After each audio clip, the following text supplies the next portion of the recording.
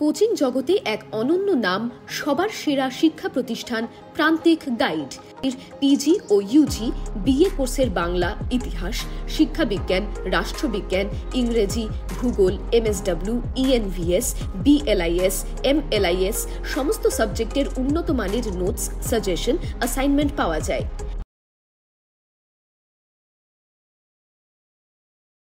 নমস্কার, প্রান্তিক গাইডে সবাইকে শুভেচ্ছা অভিনন্দন। আজকের আমি দেব এডুকেশন মেজর বা অনার্স অ্যান্ড অনার্স উইথ রিসার্চের সিসি 4 পেপারের সাজেশন।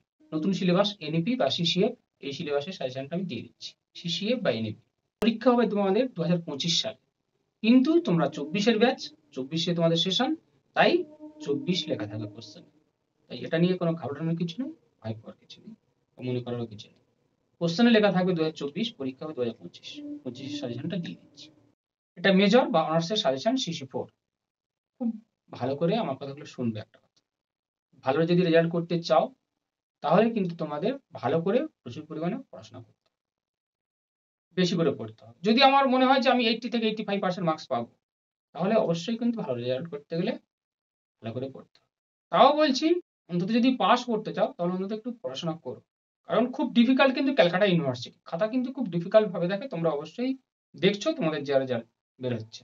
এই ভালো করে যদি পড়ো, ভালো করে যদি নোটস লেখো, তাহলে কিন্তু তোমরা ভালো রেজাল্ট করবে। যে কোনো সাহায্যের জন্য, প্রয়োজনের জন্য তোমরা স্ক্রিনে দেওয়া নাম্বারে যোগাযোগ করবে। যদি নোটস প্রয়োজন হয় স্ক্রিনে দেওয়া নাম্বারে যোগাযোগ করবে, এবং যদি কোনো নোটস আপলোড করতে হয়, এমন মনে হলো যে এই একটা টপিকস এর উপর নোটস আপলোড করার প্রয়োজন আছে, কমেন্টস করে জানাবে কার কি প্রয়োজন এবং কোন পেপারের সাজেশন বা কোন টপিকসটা আপলোড করতে হবে, তোমরা সেটাও কমেন্টস করবে। সবকিছু দিয়ে দেবো। প্রান্তিক গাইড তোমাদের সেবায় রয়েছে, পাশে রয়েছে। দ্বিধাহীন চিত্তে যোগাযোগ করবে, কমেন্টস করবে। ভালো রেজাল্ট করতে গেলে প্রান্তিক গাইড তোমাদের কাছে বেস্ট চয়েস মানে ফার্স্ট চয়েস। আমি যেগুলো দেবো শুধু সেগুলোই পড়াশোনা করবে, এর বাইরে অতিরিক্ত কিছু করার দরকার নেই। প্রান্তিক গাইডের suggestion best quality, number 1 suggestion, এবং সব থেকে কম প্রশ্নের সাজেশন কিন্তু আমি প্রোভাইড করি। এই অবশ্যই চ্যানেলের সঙ্গে থাকবে, সাবস্ক্রাইব করবে। প্রান্তিক গাইডের সাজেশন ফলো করলে অন্য কোনো সাজেশন ফলো করার প্রয়োজন পড়বে না, একদম হুবহু কমন পেয়ে যাবে, নিশ্চিত থাকো। যেগুলো দেবো শুধু সেগুলোই পড়াশোনা করে যাবে, যেগুলো দেবো। কিন্তু পড়াশোনা করতে হবে, নোটস মুখস্থ করতে হবে, লিখতে হবে, এবং বানান ভুল। কলেজে পড়াশোনা করো মানে তোমরা কিন্তু বানান ভুল একদম করবে না। বানান ভুল করলেই কিন্তু ক্ষমা করবে না, পরীক্ষক নাম্বার কেটে নেবে। বিএ ক্লাসে পড়ছো, এটাকে ভালো করে ভাবো যে আমি বিএ ক্লাসে পড়ছি, তাই সেই স্ট্যান্ডার্ডটার কথা মনে করে মোটামুটি বানানটার দিকে একটু খেয়াল দিও, নজর দিও, তাহলেই হয়ে যাবে। আমি কোশ্চেনগুলো বলে যাচ্ছি। আর একটা কথা, প্রান্তিক গাইডের কেউ last minute final suggestion follow করতে ভুল করবে না। প্রান্তিক গাইডের লাস্ট মিনিট ফাইনাল সাজেশন একদম জেনুইন সুপার।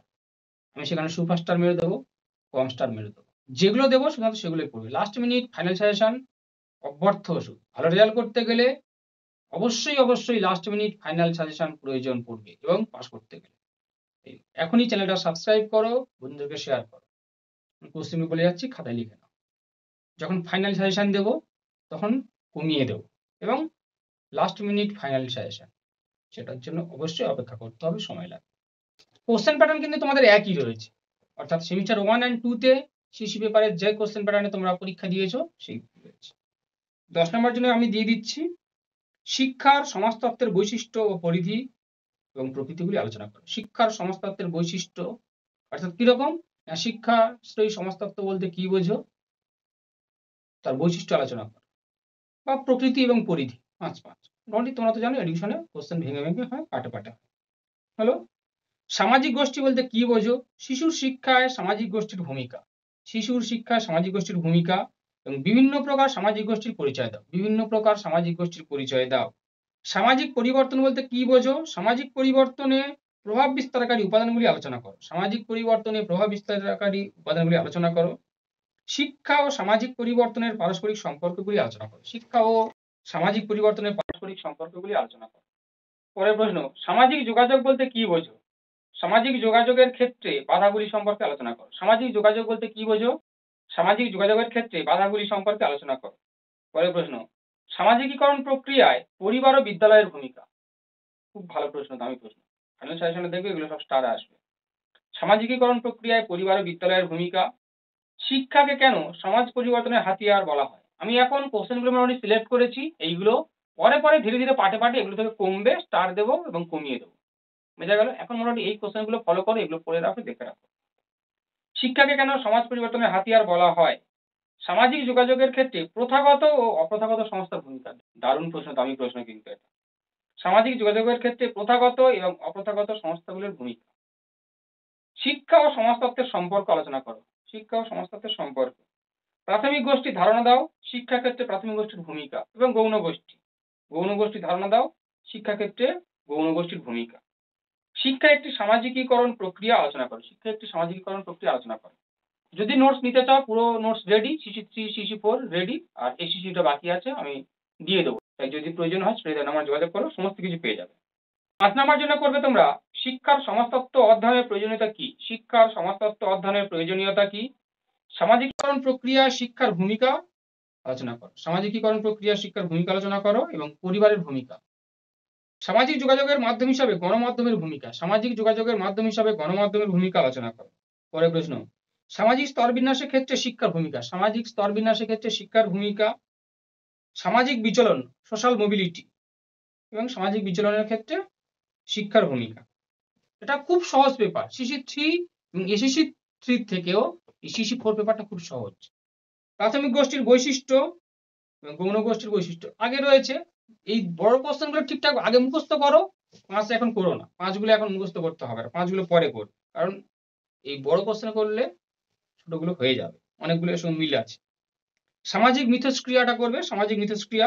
তাহলে আগে বললাম কি প্রাথমিক গোষ্ঠী গৌণ গোষ্ঠী, সামাজিক মিথস্ক্রিয়া, সমাজতত্ত্ব ও শিক্ষার সম্পর্ক, আর প্রাথমিক গোষ্ঠী ও গৌণ গোষ্ঠীর পার্থক্য। প্রাথমিক গোষ্ঠী গৌণ গোষ্ঠীর পার্থক্য, এটা খুব ভালো দামি প্রশ্ন। একটা গোষ্ঠী আসবেই, প্রাথমিক অথবা গৌণ গোষ্ঠী, এটা বলে দিলাম, স্টারেও দেখবে পাবে।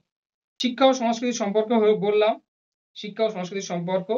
সামাজিক যোগাযোগের প্রকারভেদ, সামাজিক যোগাযোগের প্রকারভেদ আলোচনা করো। সামাজিক পরিবর্তনের উপাদানগুলো কি কি তা আলোচনা করো। সামাজিক পরিবর্তনের উপাদানগুলো কি কি তা আলোচনা করো। শিক্ষাশ্রয়ী সমাজতত্ত্বের গুরুত্ব আলোচনা করো। শিক্ষাশ্রয়ী সমাজতত্ত্বের গুরুত্ব আলোচনা করো। অর্থনীতির উপর শিক্ষার প্রভাব আলোচনা করো। অর্থনীতির উপর শিক্ষার প্রভাব আলোচনা করো। সামাজিকীকরণ প্রক্রিয়া বিদ্যালয়ের ভূমিকা। সামাজিকীকরণ প্রক্রিয়া বিদ্যালয়ের ভূমিকা আলোচনা করো। আর সামাজিক স্তর বিন্যাস, সামাজিক স্তর বিন্যাস সম্পর্কে আলোচনা করো। আর তাৎক্ষণিক গোষ্ঠী, সামাজিক স্তর বিন্যাস। তাহলে এই পর্যন্ত মোটামুটি দিয়ে দিলাম। তাহলে এইগুলো তোমাদের সিসি 4 পেপারের এনইপি বা সিসিএফ এর suggestion, third semester education honours বা মেজরে যেগুলো দিলাম এগুলোই করো, এর বাইরে কিছু করার দরকার নেই। এখান থেকে অবশ্যই কমন পাবে। আর ফাইনাল সাজেশন এবং লাস্ট মিনিট ফাইনাল সাজেশন তোমাদের দেবো, সেখানে কমিয়ে দেবো, স্টার মেরে দেবো।